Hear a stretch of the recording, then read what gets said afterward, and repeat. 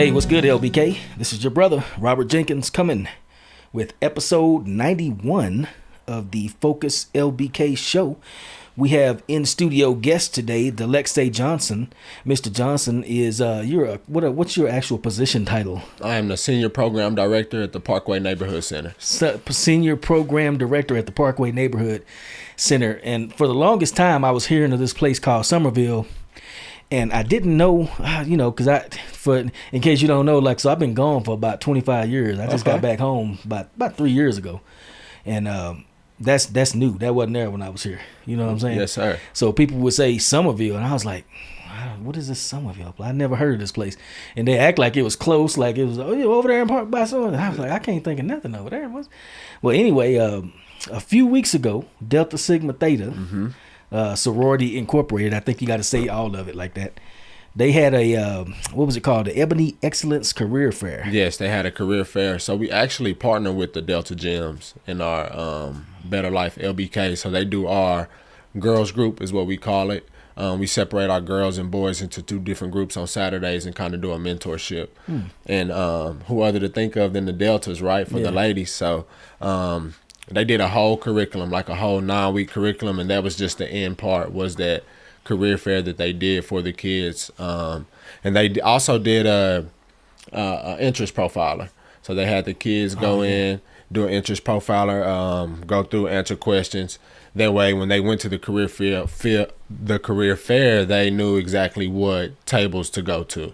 So I think, if I'm not mistaken, they had like different colors and careers on their paper. That way they could go to different tables and things like that. Yeah, you're right. And I was particularly impressed with that because coming from a military background, I've been through several of those little tests and little sheets and stuff like that. And even when you're getting out the military, they run a similar kind of test on you. It's like, what are your interests and what do you like to do? What would you be good to do? They do that when you go in the military. And then in this case, it's a new program, I guess. Well, it's not so new, but they do it when you're getting out.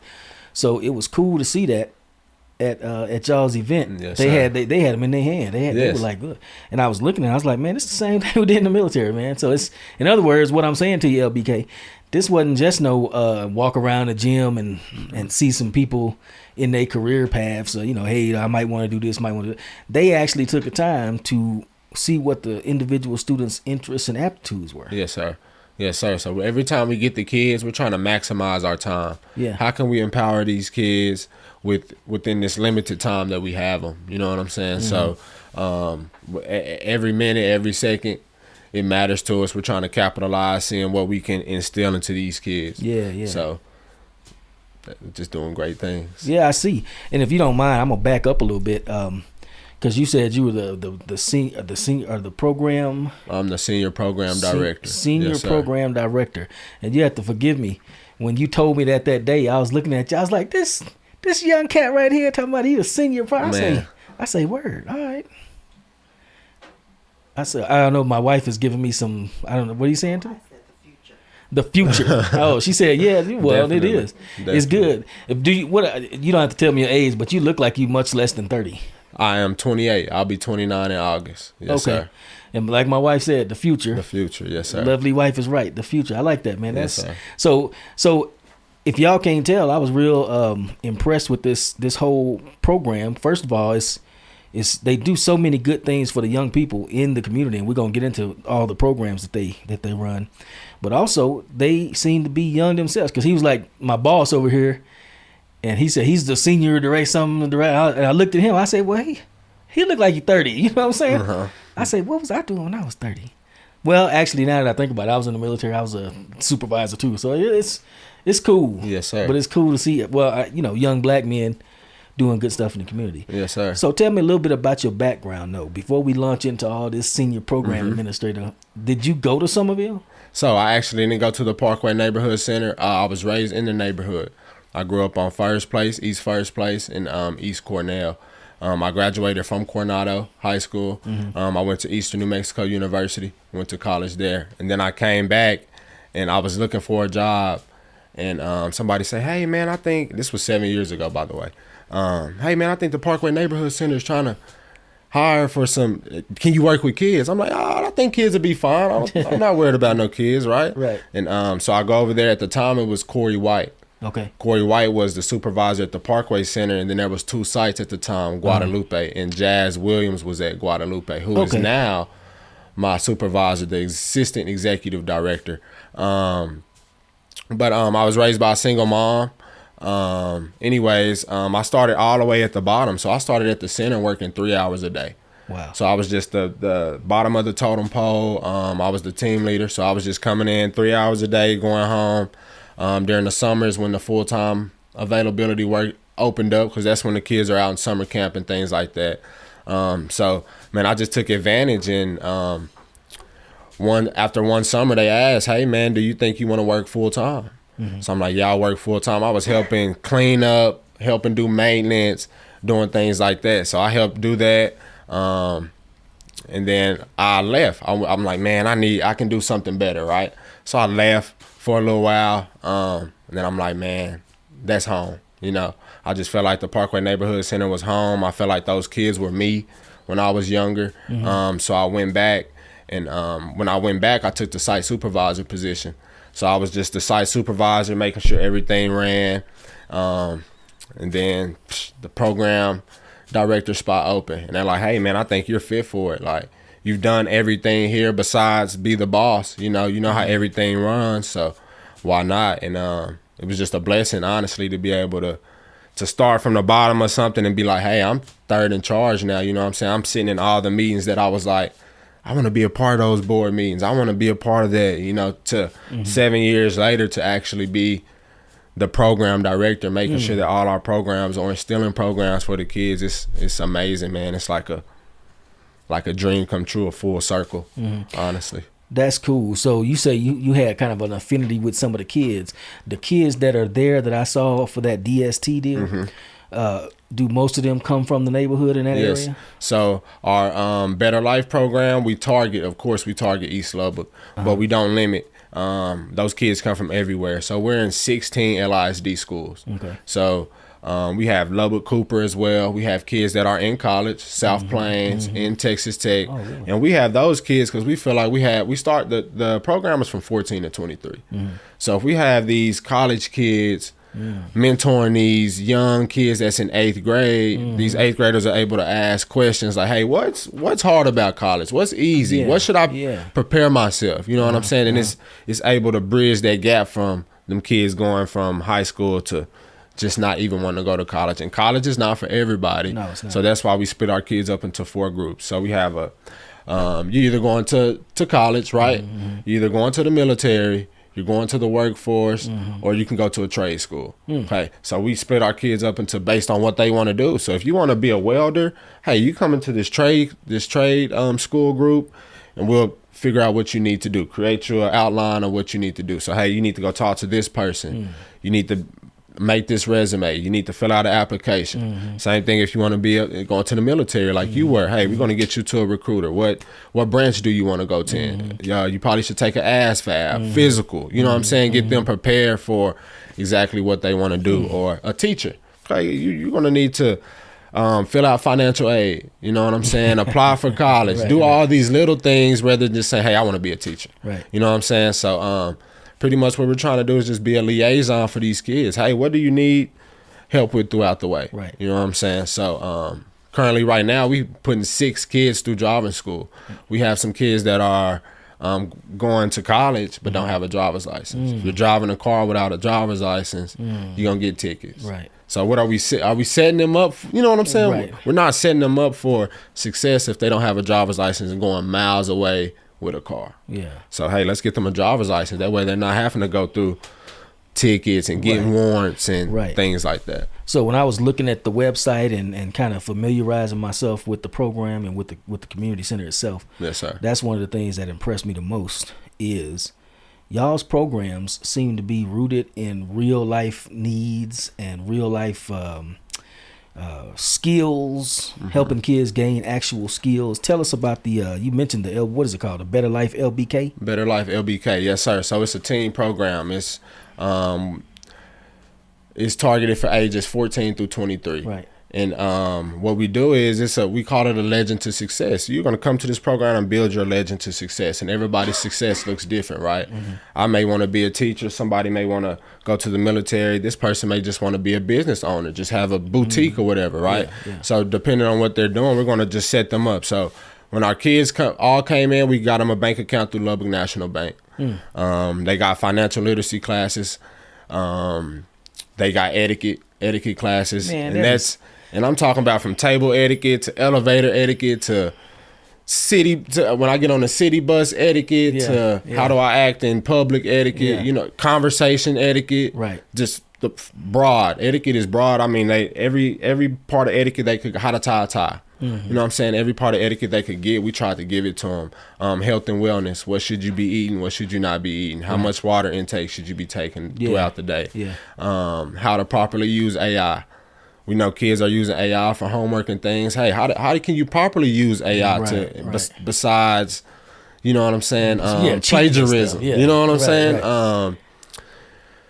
Theater. So we have a theater program, but like you said, we use the theater to how to handle real life situations through theater. How so? Explain it. We partner with Texas Tech, the theater and performing arts, JT and Margaret. We partner with them, and so they come in, they built a curriculum. All the things that you think that these kids would be exposed to, or like peer pressure and things like that, we're going to actually put that into theater. So, hey man, my mom said I can't go to the party, but I'm sneaking out. Are you coming? You know what I'm saying? I'm coming to get you in my mom's car. You know what I'm saying? What are you going to do? You know what I'm saying? And then we just role play. Okay, well, y'all took the mom's car. Took your mom's car, y'all got pulled over. Now y'all into it with the you know what I'm saying? Just these are the things that can happen if you do those things. So just trying to get them exposed to the real world, because once you get into the real world, it's you know. Yeah. So you said several things there that, like I said, I'm just like, this is what I'm talking about right here. This is what needs to be happening, and I'm so glad to see that it actually is happening in East Lubbock. But it needs to happen everywhere. It's not just East Lubbock. It needs to. There's so many things, for example, growing up that they don't teach you. I start to look at it and wonder, like, are they purposely setting people up to fail? Because some of the stuff they teach in school is like, what's the point of that? Yep. How about we graduate knowing, first of all, like you said, having a bank account? Who? I don't know. I don't remember when I got my first bank account. It wasn't in no high school. I'm in the financial literacy classes learning with the kids, because I didn't learn that in high school. You know what I'm saying? So what's the APR percentage? Right.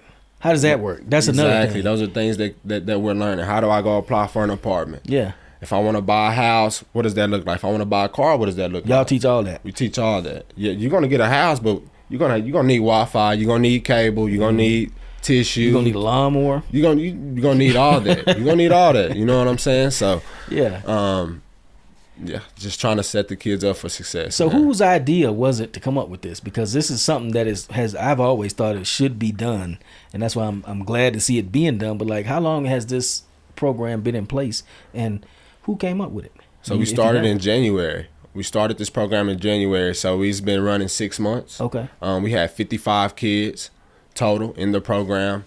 Whose idea was it? It was Miss Dalexae, who is the executive director of the centers, and Mr. Jazz Williams, who is the assistant executive director of the centers. It was their ideas. They came up with it.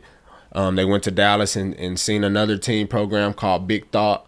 I actually had the pleasure of going to Miami, seeing another team program as well. I can't remember the name of it right now. It just slipped my brain. But I was able to go there and just mimic some things that they were doing that we thought would be great for kids down here. And man, we just created a game plan and went with it. And it's going great. We can always do better. You know what I'm saying? Yeah. But man, the vision that Miss Della and Mr. Jazz has for the center and for the community is great. So man, I just bought into it, and hey, where can I help out? What can I do? I pitch my ideas. We'll come together and just have something great, man. Yeah. So just to give y'all some idea into what I was looking at and why I was so one of the things that they teach in the Better Life program is it's under the label of must, like things you must do. You must apply an interview, you must dress appropriately, you must attend all monthly sessions, you must participate in activities and be willing to learn.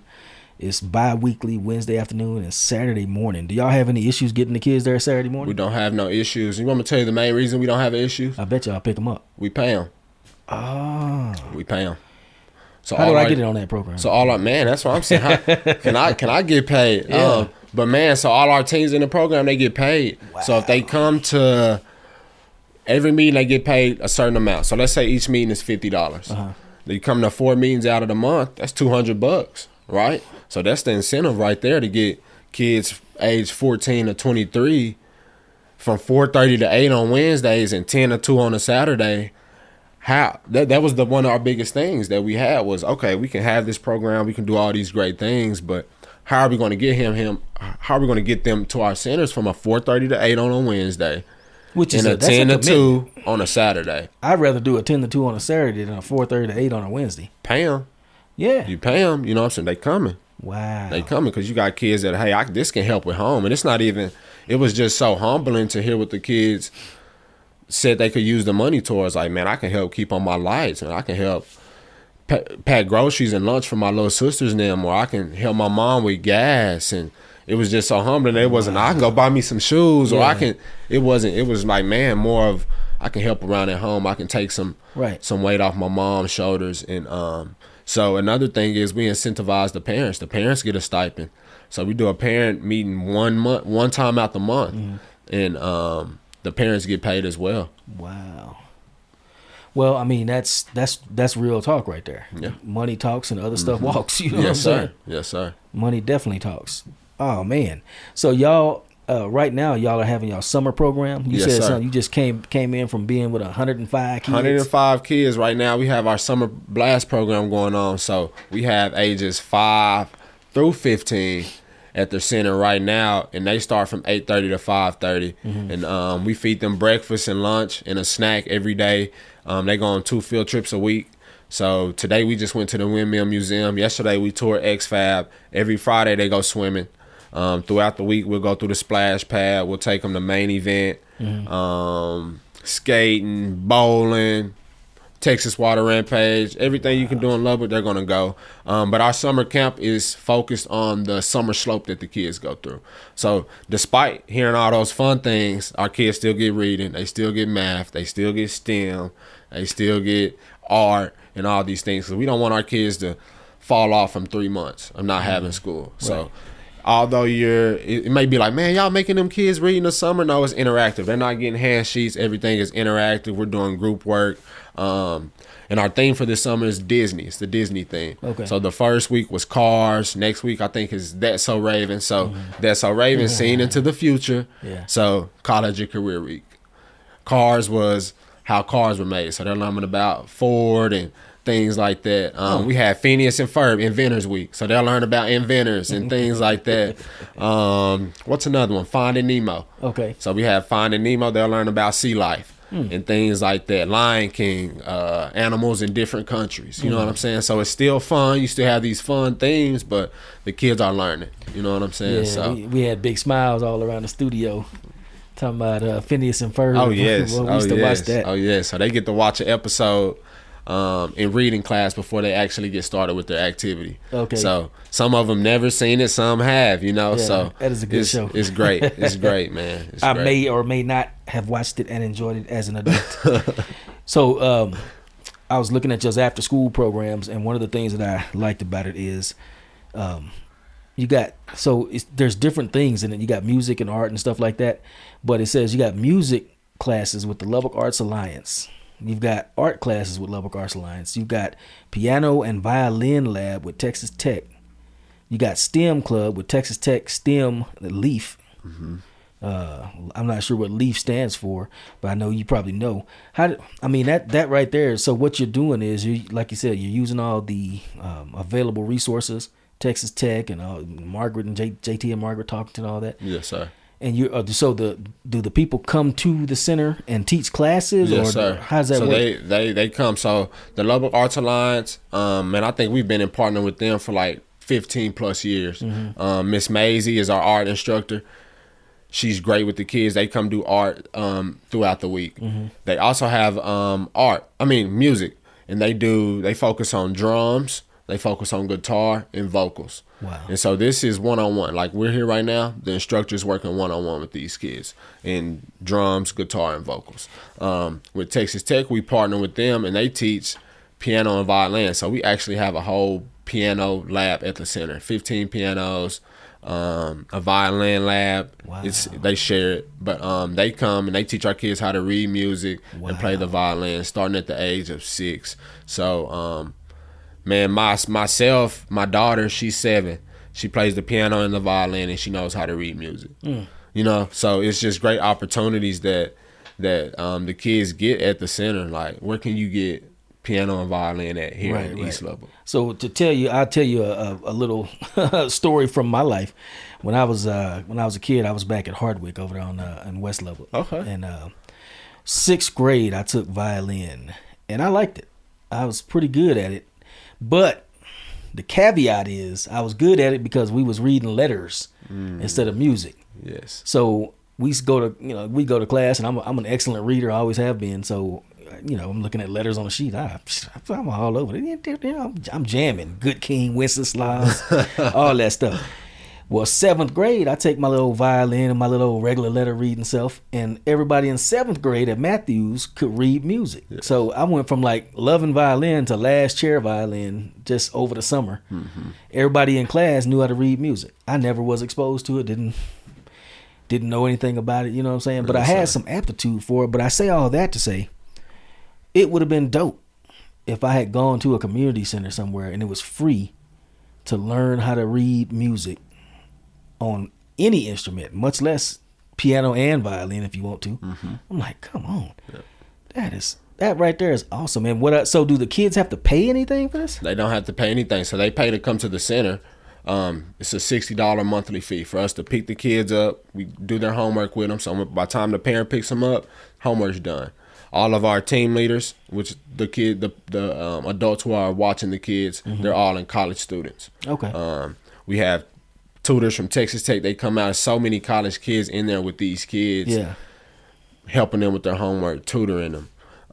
Is it like one-on-one, or is there how many students per So there's probably like 3 Texas Tech students in there with the kids, and we split them up. The kids, it's probably like 15 to 20 kids per group. Okay. So you probably have like 4 or 5 adults in there with 20 kids. Oh, that's not bad. And they're split up in age. So you'll have kindergarten through 2nd, 3rd and 4th, 5th and 6th, and then you'll have middle school. Okay. I just can't believe that. Y'all sound like a little jewel over there, man. We are hidden jewel, man. Hidden jewel. I think we've been in existence for like 60 something years.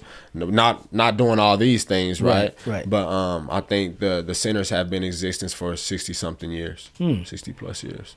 Man, that is exquisite. Like I said, when I was at that little career fair, the one of the things that hit me, I said, man, these kids are sharp. And because what I did was I set up a podcast table. Yes, sir. At the camp, and I had about 5 or 6 kids come stop through and sit down with me and do a little 2 or 3 minute podcast.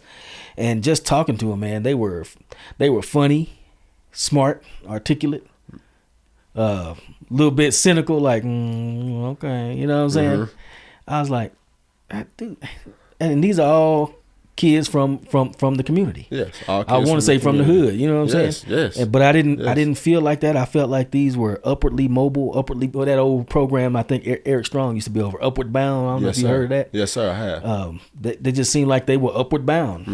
You know what I'm saying? And they are. We the best of the best is what I tell them. Like, hey, y'all are in this program because y'all are the best of the best. You know what I'm saying? We seen something in y'all, and we felt like that we could get something out of y'all. Like, y'all got all this potential. Y'all just need somebody to push you that way. You know what I'm saying? I felt like I needed my mom and my dad and my role models and everybody who pushed me the most when I was 18. Yeah. Right? Yeah. So just to have that at that most pivotal time, you know, going from a kid to now being an adult, but I have all these people in my corner. I mean, it's gonna be hard to lose. It's gonna be hard to lose like that. Yeah. So do y'all select the kids? Is there or is it open for anybody that want to do it? It's open for anybody.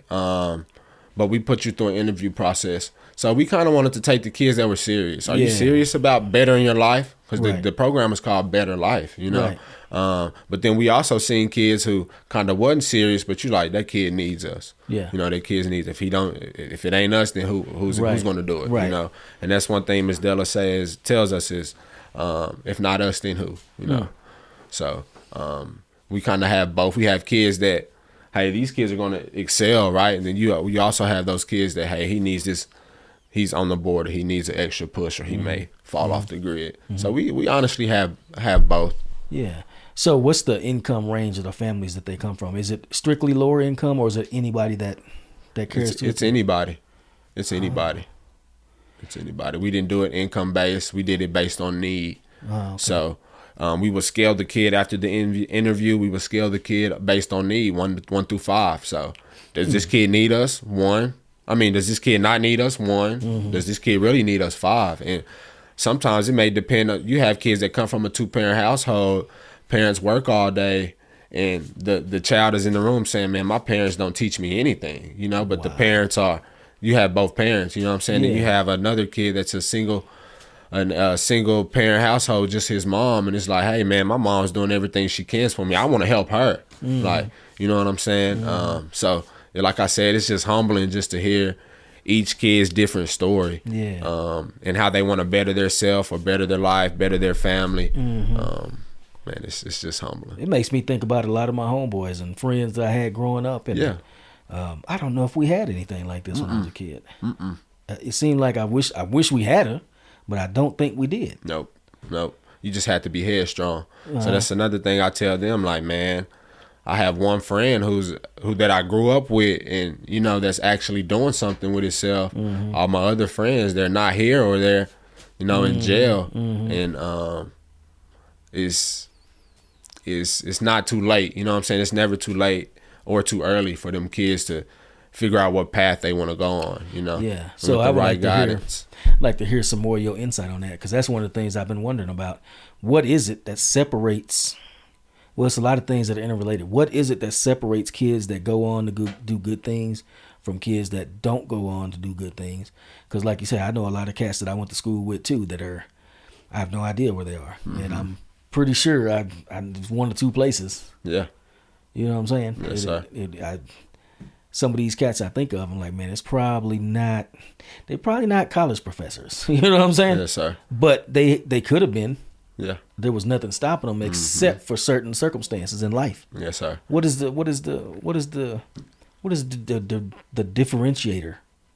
You said you got to be strong-willed. What do you mean by that? And I think just being mentally tough in the neighborhood that we grow up in. I think you have to be mentally tough, because I mean, we see these kids for a minimum amount of time, you know, but they go back to their neighborhood right after we are instilling all these great things in us. They walking right into this same neighborhood where you can walk into this house if I need some shoe money or if I need some clothes. You know what I'm saying? So you just got to be mentally strong to just be like, my time's coming. Like I don't necessarily need to do that.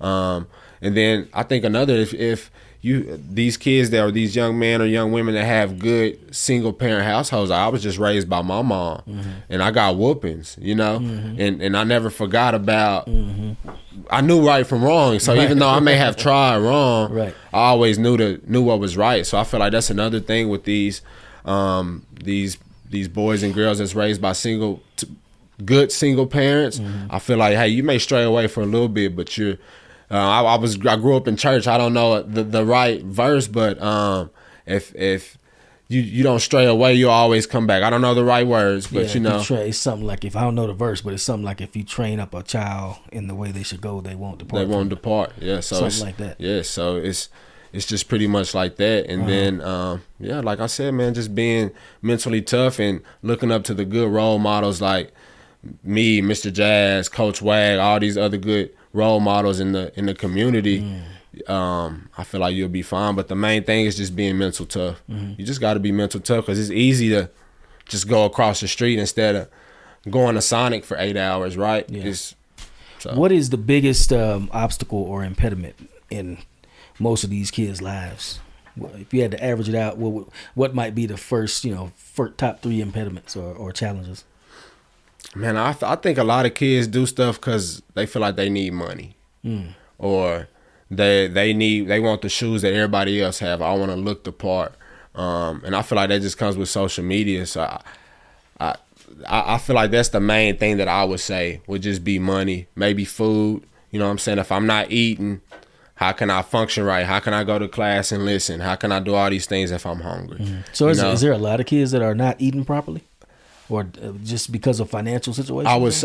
I would say probably not. Like maybe Hot Pockets, noodles, things like that. You know what I'm saying? Right. I would say, but just as far as hamburger steak, mashed potatoes, and some green beans, probably not. Wow. But the bare minimum, I would say most of the kids are getting food, money, food, and then clothes. I feel like if I look the part, I'm gonna be confident, right? If I feel like I'm dressed nice, I got a haircut, I'm gonna be confident. But if I feel like I'm not dressed right, or maybe I couldn't wash my clothes last night, or whatever the case may be, am I gonna be confident to be in school? Am I gonna want to learn? Right. You know what I'm saying? You're gonna be feeling extra pressure that's really not there, but it's you feeling like you not, like you said, like you ain't dressed right, like you don't fit in, like everybody else is shining and you ain't. And it's a new day and age. Like kids see that. You know what I'm saying? Social media and things like that. It's not like how I grew up. Like I didn't grow up seeing people wearing cool things. I was just grateful for what my mama put on my bed that morning, but this is just a new day and age now. I'm trying to think back to when I was in grade school. I don't remember being concerned about clothes too much, as long as you had something decent, you know what I'm saying? Yep. But I don't know if any of my stuff was name brand, and I was rough on jeans from what I remember my mom saying. Yeah, putting them holes in the knees. I stayed, all my jeans had patches on them, you know what I'm saying? Yes, sir. Man, that is a trip that you guys seem to be making such a big impact. What's up? Talk about y'all's after school program. Did we already talk about that? Not the after school program. Hold on, let me pull it up here. The top class. That's what I'm trying to do. Oh, so our teen outreach program. Okay. So before we were doing Better Life, our teen outreach program, what we were doing was just going into middle schools, high school. So we were going to Dunbar, we're going to O.L. Slade, Atkins, Estacado, Lubbock High, and we would just pretty much do a mentor class during their lunch. So during that lunch period, we're coming out with snacks and things like that, and just, hey, what does it look like to be a man? You know, little things like that. And then that's kind of when Miss Della and Mr. Jazz started getting the idea, hey, we can do this on a bigger platform, you know. And then that's when they created Better Life. Like, now we need the teens at the center more. Like, people shouldn't walk by the center and think, hey, this is just a place for little kids. Like, no, this is a place for us too, meaning the teens. Like, no, we can come here and be empowered as well. So is that top class still going on, or is it? We merged it to Better Life. Okay, we just merged it to Better Life, but we still do go into the high schools, the middle schools, O.L. Slade, and still do our mentorship with our young ladies and our young men. I meant to ask you, when you mentioned that y'all have a skills type of program, job skills, like hands-on skills, welding and stuff like that. Do y'all partner with El Roby and Reggie Dow? We do. So we when we were in the plans of making Better Life, we sat down and talked with Mr. Reggie Dow, trying to come, okay, these kids that are 18 plus that want to go in a trade, can we funnel them to you? So yes, we're partnered with Mr. Reggie Dow and El Roby. We haven't sent nobody yet, but I mean, we just started in January, you know. But as far as that partnership being held, oh yeah, Mr. Reggie, he's definitely on board with us. Yeah. So it looks like. Well, let me ask you this: when you guys kind of funneling students in different directions, what seems to be the most popular direction everybody want to go? What is it? College? Is this? You said it's not too many trades apparently yet. Not yet. Everybody's. For the most part, everybody's wanting to go to school. Everybody's wanting to go to school because they have, they want to be business owners and teachers and things like that. But, you know, as you go through that, you'll hey, no, this is not for me. This route is for me. But we do have a couple kids that want to be CDL drivers. Okay. So they just want to go get their CDL, drive trucks, and do things like that. Start making that cheddar immediately. Yes, sir. We have kids who want to be like barbers. Yeah. So trying to get them into like with Antoine Overstreet or Alberto Delgado, who's cutting hair and things like that, trying to get them in those areas with those guys. But for the most part, we have a lot of kids that's just like, hey, I want to go to school. So trying to get them as many scholarships as they can, making sure they get financial aid, making sure that they actually know what they want to major in, you know, because some is like, hey, I want to go to school, but I don't really know what I want to major in. Yeah, I want to have my own business. We're like, hey, you should be a business major. I don't want to major in business though. Like, you know, so just trying to find what route each kids want to take. And then you have kids that just change, like, hey, I think I just want to go be a X-ray technician. Like, hey, that's fine, you know, that's fine. Career. Yes. So and then those kids that are undecided, you know. So we have a little bit of everything with those kids. You know, and that's the way life is too. When I was a young man, I went to Wiley College, and my life goal at the time, I said, man, I'm gonna get me a PhD. I'm gonna be a professor of history. You know what I'm saying? Like, but then about 3.5, 4 years into school, I was a little disillusioned. I was like, man, it's almost 4 years later. I'm still working away. I got no skills still. I got no money, no help. I got nothing. I got nothing to show for. I've been doing this for a while. I'm making good grades and stuff, but it's just like, So that's why I joined the military. Then when I joined the military, all of a sudden I looked up one day and I said, actually, I really don't think I want to be. I had finished up my degree in history and with a education focus. Yes, sir. But I was like, actually, I don't think I want to be a PhD, a professor of history anymore. You know what I'm saying? I think I want to do something artistic and technical, I realized I like music, so I was messing with music at the time.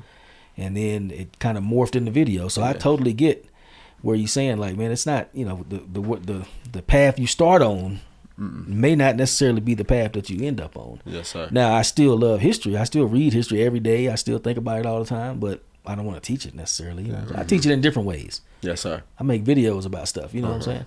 But I think that's, there's so many things that I see in Lubbock after having been gone for so long, and I get back, and the first thing I think is, man, they didn't have that when I was here. I wish they had that when I was here. They had it, yep. Then the second thing I think is, but I'm glad they got it now. Like South Plains College, for example. They got a great program for musicians and cameramen and stuff like that. Yes, sir. I've heard nothing but good stuff about it. I don't think they had that when I was a kid. Now, come to find out, they did. We just didn't know about it. But that seems to be, I guess, the trend in Lubbock about a lot of stuff. It's a lot of good stuff here, but people don't know about it. No, sir. No, sir. Well, what do you think is a good way to combat that? Where can people find out more about y'all? Obviously, man, so we're on Facebook. We have a Facebook page. We have an Instagram. We have a TikTok. And then our website. Yeah. So I feel like a lot of people don't know about the centers, unless their kids came to the centers or unless you just stop by and walk in. But that's like our Better Life program just kind of exposed itself. We didn't really have to just put it out there too much like that. But as far as that, man, I feel like the centers, they know about it. Like our summer blast program, we started in February. We were filled up in April. So with 105 kids, so people know about the centers. Not everybody, but I mean, maybe have a commercial. Maybe we can have a little commercial. But I feel like word of mouth. Like when you hear about great things and you tell somebody else, somebody else gonna tell somebody else that y'all doing great things, and What's the best thing that you have been a part of at the Sommerville Parkway Community Center? What's one of your proudest moments? Man, my proudest moment at the centers. Man, there's many. I would say the thrill that I get at the centers is just seeing the kid from day one coming to the centers, and then seeing them 10, 15, even months later, and just be a whole different kid. You know, walking different, talking different, smiling, more enthused. You know, and I would say that's the best thing that I get is just seeing the kids just be different, like just being still. We empower them so much and do so much great things with them. Just seeing it show. You know what I'm saying? Just seeing it show. Like the work gonna always show. You know what I'm saying? Yeah. So we put so much work into these kids, man. Just come walk through the centers. It's gonna show. You know what I'm saying? You're gonna talk, like you said, you were talking to these kids and they weren't regular kids. So I would say that's the most thrill and the most exciting part for me working at the centers is just, and I've been there 7 years. So seeing the kid from 7 years ago and seeing them now, you know, starting quarterback at a high school, 4.0 GPA, like, hey, that's what it's all about. You know, that's what it's all about right there. Yeah. Now, with all those good things, there's bound to be some bad things too. Without getting into specifics or names or anything, have you ever had any situations that were kind of heartbreaking and just like, oh, just took it out of you a little bit? Yes, sir. So, my first day ever working at the centers, I met this kid, and long story short, years later, maybe like 3 years ago, wrong place, wrong time, in jail right now. Didn't finish high school,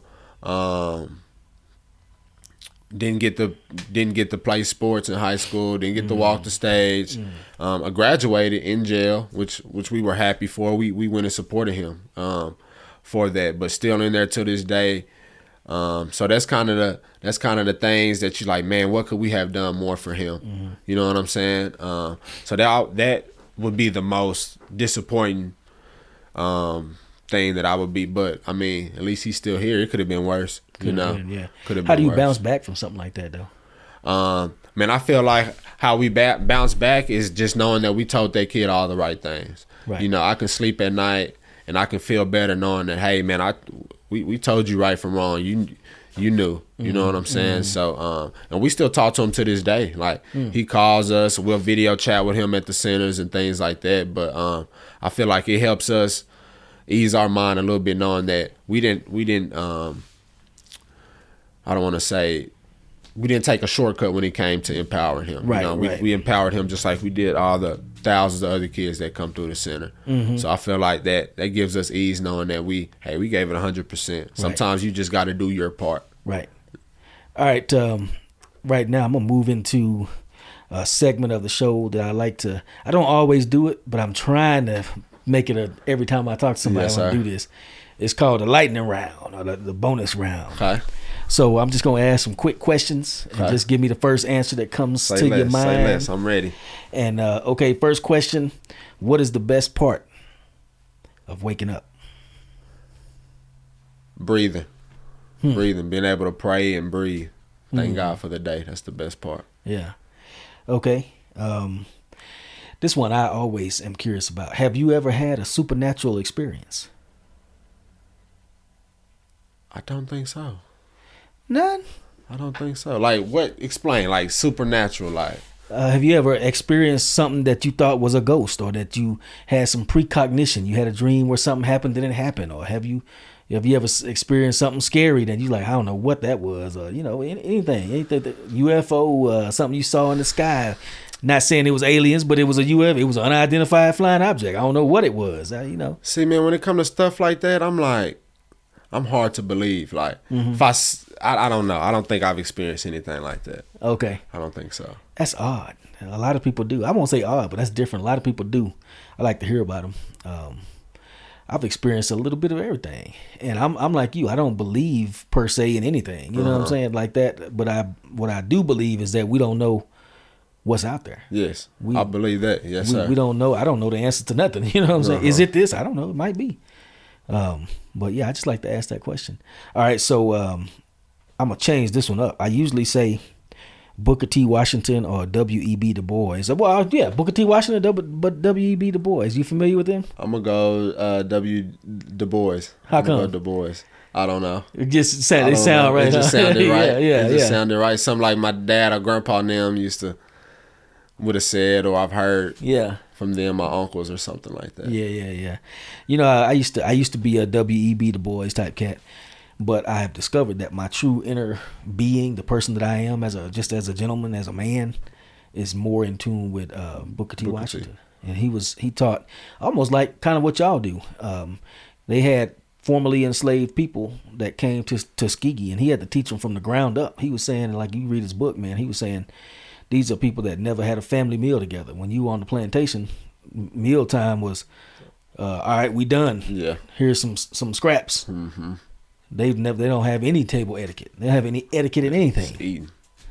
And so he had to take it from that to learning a trade, educating them all the way up to being businessmen and women. You know what I'm saying? Yes, and sir. his things was his focus was more skills, employable skills. You know what I'm saying? Yes, sir.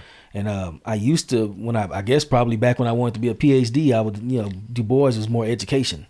Go to school, get your education. He was a PhD back in 1909 or something, went to Harvard, one of the first black people. But now I'm like, yo, man, I'm thoroughly on the side of Booker T. Washington, because I'm like, get you a trade, something that you can do well that earns you money. And money is, if you're earning money, that's respect. Yes. You know what I'm saying? You carrying yourself right. You can start your own business. In fact, if I could go back, I probably would have started doing this video stuff earlier. See, if I could go back, I probably would have joined the military. Really? I feel like now in the mindset that I have right now, Yeah. I feel like I would have went to the military and just set my family up for success early. Yeah, it's a good choice. That's one of the best decisions I ever made. So continuing with the lightning round, you trying to be slick. You trying to divert me out. I'm ready. All right, so here's a good one. Batman or Superman? I'm going Superman. How come? I've just always been a Superman fan. I've never really been a Batman fan. I've always been a Superman fan. I just thought of it, but those two questions are related: Batman or Superman, and Booker T or WE. Because I like Batman versus Superman. They're both dope, but I like Batman better because he's a regular dude who uses his own body strength and intellect to overcome problems. You know what I'm saying? Sir. And I'm like, I'm down with More that. real life. Yeah, I'm down. Superman's like a god. Yeah. Can't beat him. Okay, all right, you the best. You know what I'm saying? Yes, sir. Yeah, exactly. And apparently, according to that Zack Snyder film, if your mama's name is Martha, that's Superman's weakness and Batman's weakness, I guess, because their mamas both named. I was like, well, anyway, okay. All right, so here's you being much younger than me, this is a question I'm really interested in. What you bumping right now? What's on your playlist? Man, to be honest, I listen to a lot of R&B music. I am not a rap. I can't listen to it. When I was younger, I used to listen to it, but I listen to like R&B. Why you can't right listen now. to rap? I just feel like it's not relatable. It's not relatable to me right now. Like, some of it is, but like, I'm not out there doing some of those things, like now some of the stuff like, hey, I'm waking up, I'm hustling, I'm ambitious. Yes, I can tune that to a different way. Like, yeah, I'm waking up, I'm ambitious, I'm hustling, I'm going to a job, But like the other stuff, I got chains, I got fancy cars, and I'd rather just listen to something chill. And then another reason is I got 3 kids, so I ain't trying to have my kids listening to all that, so I have them listen. We listen to R&B, K-Love, gospel music, things like that. That's very interesting, considering that you're a young black man. And I say interesting because when I was I'm one of the first, members of the hip hop generation. So there was no rap. I remember that, and I remember about '79.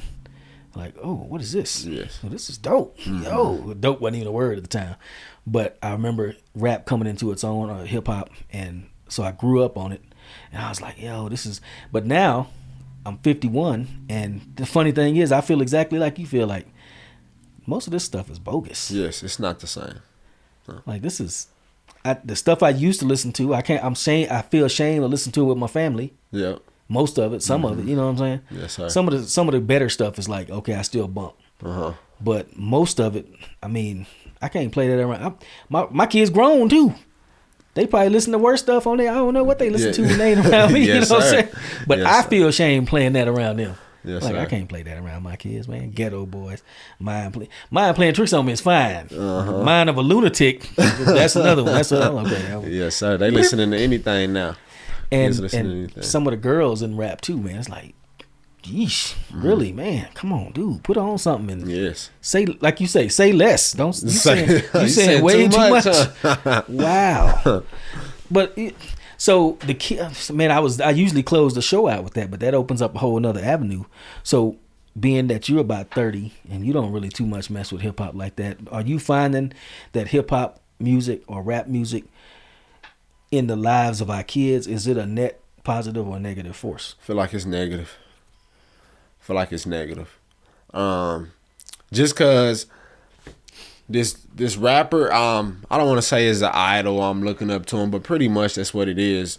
But he's saying all this crazy stuff, talking about carrying guns, selling this, selling that, having this, having that.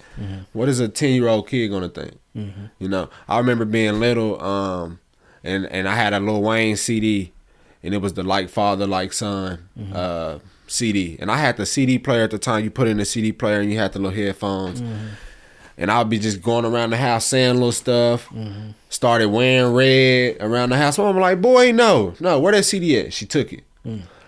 From that day, I had never listened to it again. But I say that to say that I know that you can just pick off on little things. I love Lil Wayne. You know what I'm saying? Until I got old enough and like, this, you know what I'm saying? But, I mean, that was my favorite rapper at the time. So now just picture a kid at this age like an NBA YoungBoy. But NBA YoungBoy done been incarcerated the last 5 years. So is this kid going to have a negative or positive outlook on jail now that his idol or the person he looks up to, you know what I'm saying? So I feel like it's negative. That's why I don't really let my kids listen to it. We listen to more positive things because I feel like social media and music nowadays, it's not for kids. Honestly, do the kids in y'all's programs, do they have their cell phones? And if so, are they on their phones all day? Is that a problem, or do y'all not allow them, or what? So we send out all our parents and students. They go through orientation. So we tell the parents straight up in orientation, hey, cell phones are only allowed during breakfast, lunch, and snack. While they're doing programs and things like that, they can't have their phones. And that's the problem. If they want to listen to music and things like that, we play music out loud for them. So you'll hear kids bop or things like that. We have praise and worship. We call praise and worship. We'll play like gospel songs for them and things like that. But at the centers, you're not hearing no rap music or things like that. We're not going to let them play it. Whatever they do at home, we can't control, you know. Yeah. But like I said, for the small amount of time that we have them, we're going to empower them. That social media thing obviously wasn't even a thing when I was a kid coming up. As a matter of fact, it's one of those things I remember when the internet started. And I remember, like, the internet? What is that? Yes. And I remember I didn't have a computer. I remember being in school taking computer science with no computers, which is weird. We had books that we was learning about computers on, but we didn't have a computer to actually do the stuff on. You know what I'm saying? And that was, I don't know, that might have just been Wiley College in 1995 or whatever it was, 94 or 3. But nowadays, kids have never known a world without being online, without the internet. And social media, I just can't even. First of all, I don't even mess with most of it. And second of all, I can't imagine living life where you have a constant stream of, just noise and negativity and comparing yourself to others. And people don't, sometimes, I look at Facebook, for example, which is simple, old school social media by now, but I look at it and be like, man, they living a good life. They're talking about they on vacation. They must be balling. But you don't know. This is the highlight reel of somebody's life. Yes. And you looking at that thinking that's their every day. And I'm a grown man. Yeah. So kids must be deluded by it or sucked into it. Is that, do y'all see that? We see it. But like I said, the main thing we focus on is, hey, how can we empower you while you're here? You know, we're not going to allow you to, what you do at home, how you talk at home. We're not going to allow you to talk like that at the center. We're going to, yes, ma'am, no, ma'am. You can't come in there saying what, huh? And, no, yes, sir, no, ma'am. You know what I'm saying? We respect your elders, respect your peers, things like that. So, but as far as Yes, we see it, kids coming with chains on, and you know what I'm saying, want to imitate what they see. But at the same time, hey, you can work a 9 to 5. You can go to school and get that same car. You know what I'm saying? You can go to school and get that same big house. You know, and like Scotty Scott would say, you hustling the right way. When you get all that stuff, you ain't worried about pulling up next to the cops. You wave at them. Hey, what's up, man? Yeah, how you doing? How you doing? Yeah. It ain't no fear in that. So it's it's the right way and the wrong way. And then just breaking that generational curse. Yeah. You know what I'm saying? If you break it, your kids they're not gonna see it. But if you do it, then your kids gonna see you doing it. You can't expect them not to do it. You know? Yeah. It's funny. Just talking to you right now, I think I have to say, I've been going back and forth on that whole hip hop question, and I'm just gonna say I think it has lost all its utility. Yeah. I don't think it's worth even having anymore. Me and my brother, we used to. So I'm a poet. I write poetry. We used to make music. I got a studio and stuff. He ran a studio. He almost blew up, man. He was right at that cusp where you rise and then you be simmering. He was about to break, and then some life happened, and then he took another path. Yes, sir. But it's fun to do, but we always have this conversation about, like, so when I see older, for example, Caucasian gentlemen that play the guitar and sing all around town, that's a respected profession. And I do a podcast with the city where we have musicians on, and they are singer-songwriters usually, or they have a band, and that is skill to play an instrument, which y'all teach. Yes. That's what I'm talking about. Yes, sir. Their songwriting is impeccable. It's poetry. You know what I'm saying? Even if the subject is a little racy, they don't say it in a racy way. They say it in a funny, humorous, or a deep way, or something poetic and pretty. Yes. And it's like, man, that's why I'm starting to just come to I just have to shake my head. SMH, as they say. Like, SMH. I just realized, like, man, hip hop is it's just a dead art form. I think it's been killed by too much commercialism and too much. The lyrics are. Some of the stuff I hear is, man, it's straight up demonic, and just they just want you to take ecstasy and do what. I'll be like, what? Yeah. Why are you making a song about that? This is why. So me and my brother going back and forth. I would call him a musician. I would call me a wannabe musician. But we had this discussion many times. Like, so what's the difference between being a respected artist that gets asked to perform around town at all these venues and gets paid for it, and then everybody looks down on hip hop? Well, now we're starting to see subject matter, immature, inappropriate. You know what I'm saying? Yes, sir. The beat, okay, everybody likes a dope beat, but what you saying on the beat though? This is why I listen to jazz. Probably every day I listen to more and more jazz and less anything else. Just I don't want to hear what they saying. Oh. Just play the music. You know what I'm saying? Yes, sir. I totally understand. Anyway, I know we didn't come to talk about music, man, but it's just you got me thinking. And is there anything good about hip hop to even be teaching kids anymore? I mean, because one of the things I want to do is have a studio, and we're trying to get one here at the Roots Community Center, the RCRC, the Roots Community Revitalization Center. Okay. We're trying to build a studio here too. And we have a podcast studio and a recording studio at the center. Yeah, you was telling me about that. How's that program working out? Are the kids liking it? So actually, we haven't even started that program yet. Okay. So I was going to be talking to you to see if you can kind of come show us how that stuff works. Say less. Show us how to use. Say less. Just kind of show us how that stuff works, because I mean, it's easy for me to say, hey, this is how you do it, but like you're saying, somebody that actually does this every day, or used to make music, used to make beats, hey, they'll rather hear it from you rather than me in there. Word. Acting like I know what I'm doing. Indeed, man. So that's I just feel a little bit down. LBK, I didn't mean to I hope I didn't bring y'all mood down. I just brought my mood down, realizing my childhood sweetheart is no longer the lady I need to be trying to look at. I'm talking about hip hop. Like Common said, her. I used to love her. You remember? You ever heard that? I didn't. Common, you know Common, right? Yes, sir. So he has one of his big hits from back in the day, 90 something. Was I Used to Love Her, and her is hip hop. He's talking about hip hop, and he just gives a whole synopsis of how he was he said, when I was young, we used to do it in the park and so on, so then but we got a little older and she moved to the West Coast, got on all that gangster stuff, and she came back with colors, and he just be flowing just about taking you through the life of hip hop pretty much. And Okay, LBK. I know this episode ain't about hip hop. I got you, but I feel sad. I just realized hip hop is a drug addict, beat up old street hag at this point. Yes, so you summed it up pretty good. Like, I feel like I'm about to shed a tear, man. Now, if we gotta keep it on a positive note, though. Dalexae, I want to thank you, man, for coming by the show, being on the show. Thanks y'all for having me. Really, all I gotta do is think about the work you're doing. I forget about that little downhill note that I was on, because y'all seem to be doing some real good stuff in the neighborhood. How can people sign their kids up for some of these dope programs? Man, so y'all can just come by the center. Come in. If you want to be a part of Better Life, fill out an application. You want to be a part of our Summer Blast, you can fill out an application. We're full right now, but you're more than welcome for next summer. We'll start our after school enrollment starting in August. Our Better Life is full, but we'll be adding 10 more teams, okay, starting in January. So we'll have 65. We have 55 now. We'll add 10 more in January. Mm-hmm.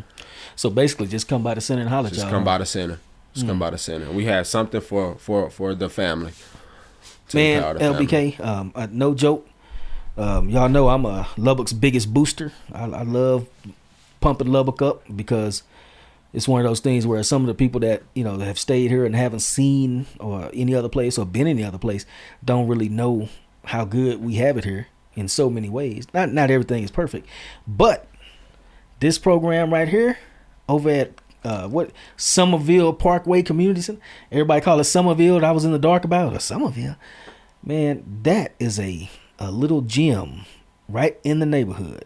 And when I say gym, I ain't talking about GYM, even though they have a gym. I'm talking about a GEM. So y'all go check it out. If my kids was in school, man, I have them over there probably. My kids are old. They grown now, but please. I have them right over at Sommerville. For whatever reasons, so you can learn how to do music. Because I didn't get to. I'm not bitter. No, I'm not upset about that. I'm just saying. No, I didn't either. But hey, my kids are. I bet you that. My kids are. Best center in town, man. Best center in town. Y'all heard it. He told you, and from what I could see, he ain't lying. Y'all go check it out. Thank y'all for tuning in to the Focus LBK show. This has been all about the Parkway Sommerville Community Center, or Sommerville Parkway Community Center, right over there on MLK, right down from Estacada a little ways. Y'all know where it's at. Go check them out. Get your kids in over there. You can see they full, so that means it's obviously good, because if it wasn't, it wouldn't be full. Well, you heard it here first, LBK. I'm going to let y'all go. Y'all take it easy, all right? We'll talk next time. Peace.